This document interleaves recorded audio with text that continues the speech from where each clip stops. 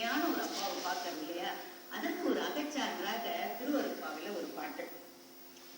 தாய் முதல்வரோடு சிறிய பருவத்தில் பிள்ளை தளத்திலேயே திரை தூக்கி தரிசித்த போது வெய்வகைமே காட்டாது என்றனைக்கு வெளியாக காட்டி மெய் உறவாம் பொருளே, மெய் உறவாம் பொருளே, என்னோட உண்மையான உறவே நீதானே, அப்படி என்று ஒரு அகச்சான்று பாடலும் உள்ளது.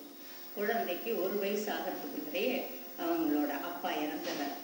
குடும்பம் என்ன ஆகிறது? பொன்னேரிக்கு வரும். பொன்னேரியில தான் சின்னம்மையோட அம்மா வீடு இருக்கு. 2 வருஷம் அங்க இருக்கிறாங்க. அவங்களுக்கு பிழைப்பு நடக்கல. அதனால சென்னையில இருக்கிற 7 கிணறுன்ற இடம் இருக்கு இல்லைங்களா, வீராசாமி தெருவுக்கு குடிபெயர்ந்துட்டாங்க. அங்க வந்து அமர்ந்ததும் அதுக்குள்ள சபாபதி பிள்ளை மூத்த மகன் தலையெடுக்கிறார்.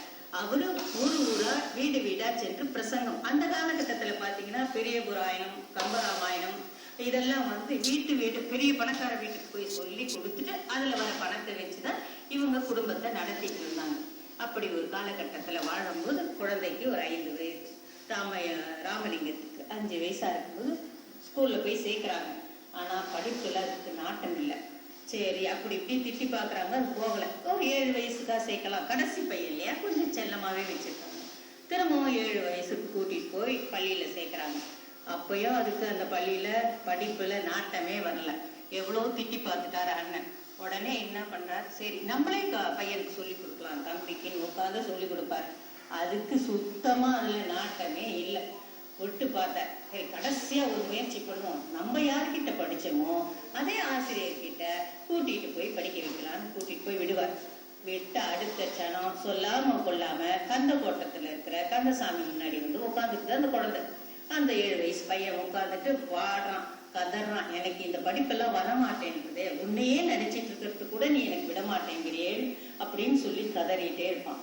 இதுக்குள்ள ஆசிரியர் போய் அவங்க அண்ணன் கிட்ட சொல்லிட்டதும் அண்ணனுக்கு கோபம் வந்துருச்சு. நல்லா திட்டிட்டு அவங்க மனைவி கிட்ட சொல்வார், தப்ப இவன் அவன் வீட்டுக்கு வந்தானே இனி சாப்பாடெல்லாம் போடாத அப்படின்னு சொல்லிட்டு கோபமா அனுப்பி விட்டுப்பார்.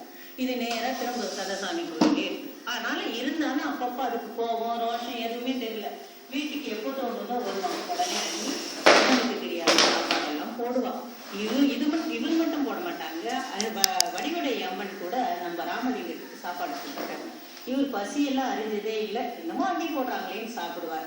ஒரு முறை என்ன ஆகும், திதி வரும். அப்பாவோட திதி, ராமலிங்கம் நீ எப்பவும் போல லேட்டா வராத, சீக்கிரமா வந்துடு அப்படின்னு. சரிங்க நீ நான் இன்னைக்கு சீக்கிரம் வந்துடுறேன்ட்டு கந்தசாமி கோயில போய் உட்காந்துட்டே இருப்பார். கந்தசாமிக்கும் ராமலிங்கத்தை விட மனசு இல்லை, ராமலிங்கத்துக்கும் கந்தசாமி அழகுல அதே மயங்கி உட்கார்ந்துட்டு இருப்பார். இங்கே பாத்தீங்கன்னா அன்னைக்கும் மைத்துனரை விட்டு சாப்பிட பிடிக்கணும். கொஞ்ச நேரம் ஆகிறது, 4 மணிக்கு அப்படி இப்படி வீட்டுக்கு வரார். அண்ணியல் நல்ல இலையெல்லாம் பரிமாறி சாப்பாடு போடும்போது அன்னி கண்ணுல இருக்கிற நீர் வந்து இலையில விழுது. அது விழுந்ததும் அப்பதான் நீர் நிமிர்ந்து பார்த்தா, நீ ஏன் நீ அழுவுறீங்க? இப்போ ஊர்ல இருக்கிறவங்களுக்கு எல்லாம் சுட சுட சுடன்னு சாப்பாடு போட்டேன், நீ உனக்கு மட்டும் நான் இப்படி ஆரியனத்தை போடும்போது எனக்கு ரொம்ப வருத்தமா இருக்கு ராமலிங்கம், நீ ஏன் இப்படி இருக்கிற, உன் நிலையை நினைச்சு எனக்கு வருத்தமா இருக்கு அப்படின்னு. அப்பதான் அவருக்கு அன்பே புரிபடுது. உடனே சொல்லுவார், அண்ணி இனிமேல் நீங்க அழுகுற மாதிரி நான் நடந்துக்க மாட்டேன், தயவு செய்து உண்மையை சொல்லுங்க, என்ன நான் பண்ணணும் அப்படின்னு. உண்மை நீ பண்ணாத, வீட்டுல இரு, வேலைக்கு சாப்பிட்டுட்டு இருந்தீங்கன்னா எனக்கு அதுவே போதும் அப்படின்னு. சரிங்க நீ நான் வீட்டுல இருக்கணும்னா நீங்க எனக்கு தனியா ஒரு ரூம் கொடுங்க, ஒரு நிலைக்கண்ணாடி கொடுங்க, அதே போல ஒரு விளக்கை எனக்கு கொடுத்துட்டீங்கன்னா நான் வீட்டிலேயே இருந்தேன். சரி அண்ணி தாயை விட மேல் ரொம்ப பாசமிக்கும். அவங்க என்ன பண்றாங்க, மாடி அறையில நல்ல ரூம் எல்லாம் சுத்தப்படுத்திட்டு அவன் சொன்னபடி எல்லாத்தையும் கொடுத்துறாங்க. காலையில வருவார், சாப்பிடுவார், திரும்ப போவார், மேல கதவை மூடிட்டு இருப்பார். அங்க என்ன நடக்குதுன்றது தெரியாது. அப்படிப்பட்ட ஒரு சூழல்ல இந்த குழந்தை தனி அறை தனிமையிலேயே வாழ்ந்துருக்கு. அப்போ இவர் கண்டு ரசித்தது என்னமோ கந்த வேலைத்தான், ஆனால் காட்சி கொடுத்தது என்னவோ அந்த திருத்தணிகையினார். அதற்கும் ஒரு சான்றாக ஒரு பாடல் உள்ளது. தீ கொண்ட தெய்வ வதனங்களாரும் கடப்பம் கொண்ட பன்னிரு தோள்களும் தாமரை நாள்களும் ஓர் ஊர் கொண்ட வேலும் மயிலும் சேவ கொடியும் அருள்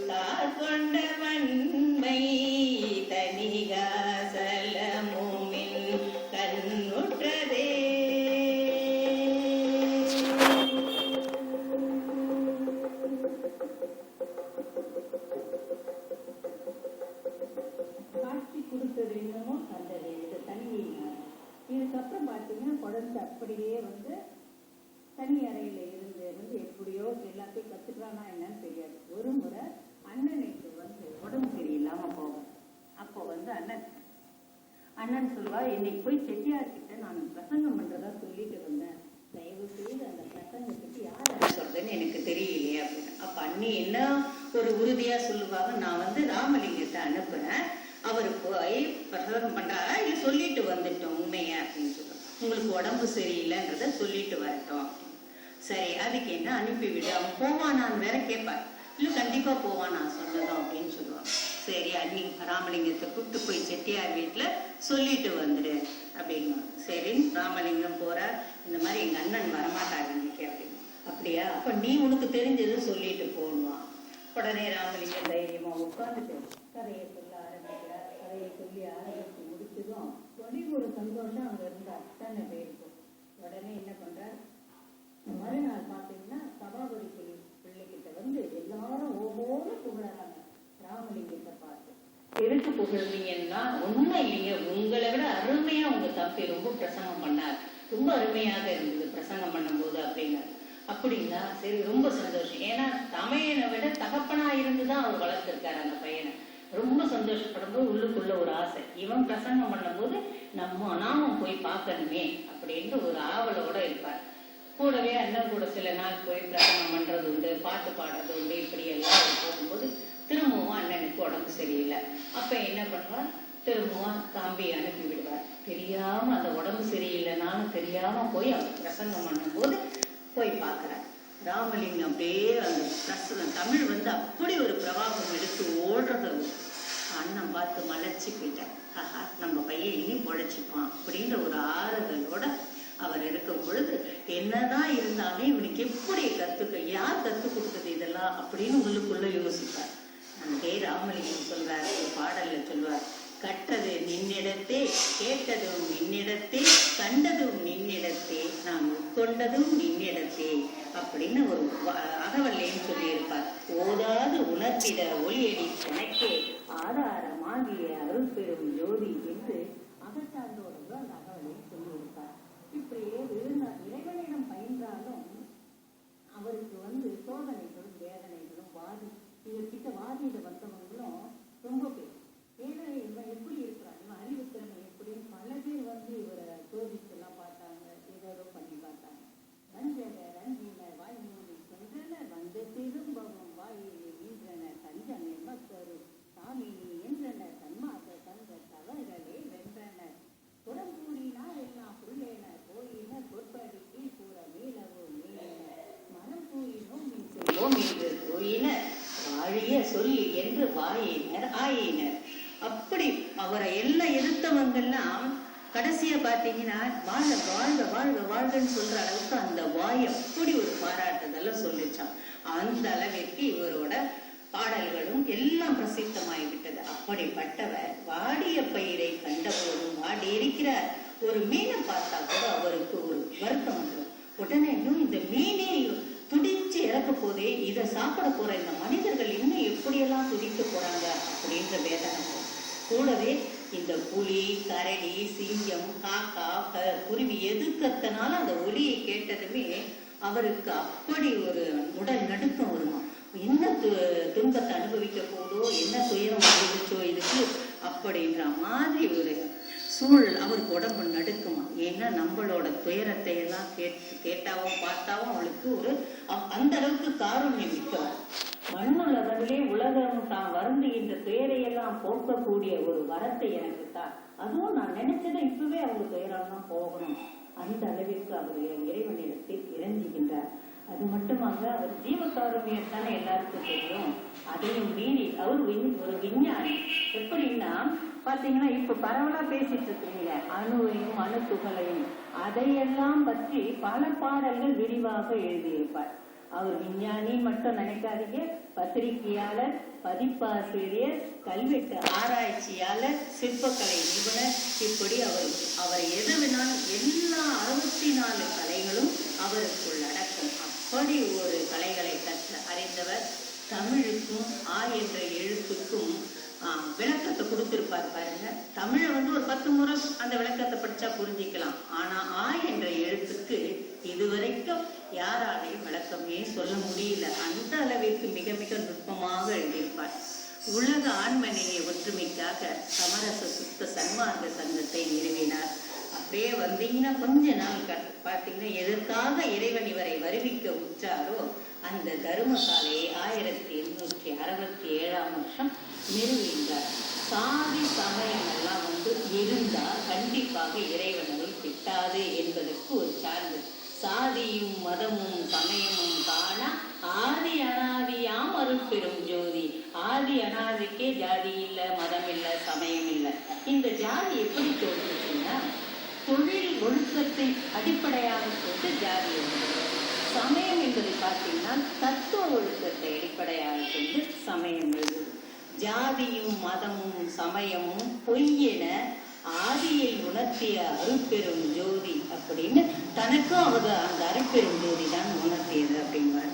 தர்மசாலை ஆரம்பிச்சதும் அதனோட விளைவு பார்த்தீங்கன்னா பலனை பார்த்தீங்கன்னா பல பிறவிகள் என்னென்ன தவமெல்லாம் பண்ணா கிடைக்கக்கூடிய பலனை எல்லாம் அந்த தர்மசாலையில ஒரே பகற்பொழுதுல இவருக்கு கிடைச்சுதான்.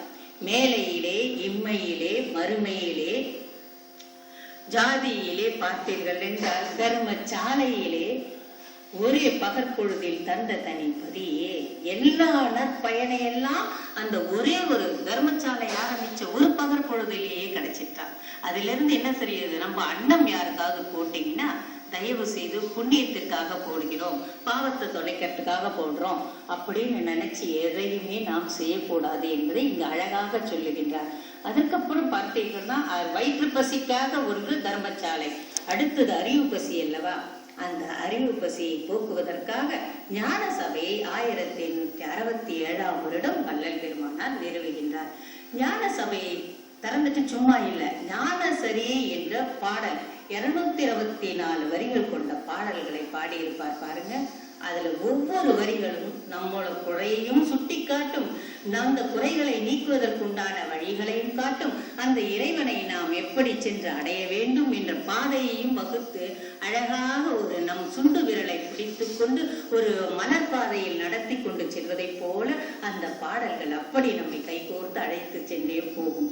அதில் ஒரு பாடலில் ஏன் நான் இதெல்லாம் உங்ககிட்ட சொல்றேன், ஏன் உங்க குறைகள் எல்லாம் நான் சொல்றேன் அப்படின்னு நீங்க நினைக்கிறீங்க இல்லையா? இதெல்லாம் நான் சொல்லல. அதே போல உங்களால எனக்கு ஒன்றும் ஆக போறதில்லை. ஆனா நீங்களும் நான் பெற்ற அந்த அனுபவத்தை எல்லாம் பெற வேண்டும் என்பதற்காக ஒரு பாடலை அவர் பாடுகின்றார்.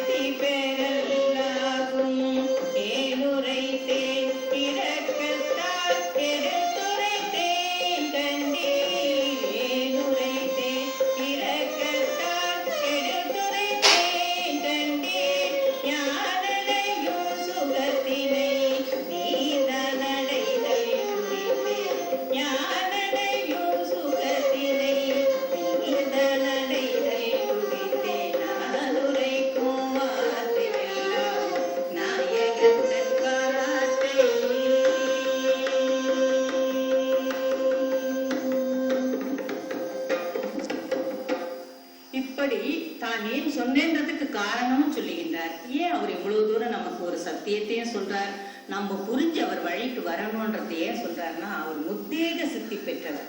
முத்தேக சித்தி என்றால் பிரணவ தேகம், சுத்த தேகம், ஞான ஒளி தேகம். இது இது அடைஞ்சதால அவருக்கு எப்படின்னா, அவர் போகும் பொழுது கால் தடயம் எல்லாம் படாது. அதே போல மழை அவர் மேல் விழாது. எந்த சூரியனும் அவரை சுட்டு எரிக்காது. அப்படி ஒரு தேகம், அப்படி அதாவது எந்த காலமும் அவருக்கு வணங்கி செல்லும். அப்படிப்பட்ட தேகத்தை நாமும் பெற வேண்டும். மரணமிலா பெருவாழ்வு வாழ வேண்டும். இந்த பிறவி தொடரை அறுத்து நாமும் அவரை போன்ற அந்த சுகத்தை எல்லாம் அனுபவிக்க வேண்டும் என்று சொன்னவர் கூடவே சொல்றார். இது நான் உடனே எனக்கு கொடுக்கல ஆண்டவன், இறைஞ்சி இறைஞ்சி இறைஞ்சி தான் அவரிடம் நான் பெற்றேன். அதே போல நீங்களும் அந்த இறைவனை நாடி சதா சர்வகாலமும் அவனையே நினைத்து கொண்டு அந்த மரணமிலா பெருவாழ்விற்காக அடிக்கல் நாட்டுங்கள். இப்பொழுதிருந்தோ எப்பொழுதோ தெரியவில்லை, ஆனால் அதற்கான உண்டான பாதையெல்லாம் அந்த வள்ளல் பெருமான் நமக்கு பாதை வகுத்து கொடுத்ததும் இல்லாமல் அவர் எப்படி அடைந்தார் அந்த சுகத்தை என்பதையும் 5 சக்திகள் இருக்கு இல்லையா, அதனாலேயும் அவருக்கு அழிவு வேண்டாமா, அழியா வடிவு அதுவே அருள் வடிவு என்று அழகாக அதற்கு தானும் அனுபவித்ததை சொல்லிவிட்டு, எப்படியெல்லாம் தனக்கு தீங்கோ தனக்கு அந்த தேகத்திற்கு மரணமோ வரக்கூடாது என்பதில் பெரும் ஒரு என்ன சொல்லுவோம் கவனிப்புன்றதை விட நம்ம மேல் அவ்வளவு பற்றுதல் காருண்யத்தோடு ஒரு பாடலை இங்கேயும் சொல்கின்றார். நம்மையும் பாடச் சொல்லி அருளி இருக்கின்றார். இப்பொழுது அந்த பாடல்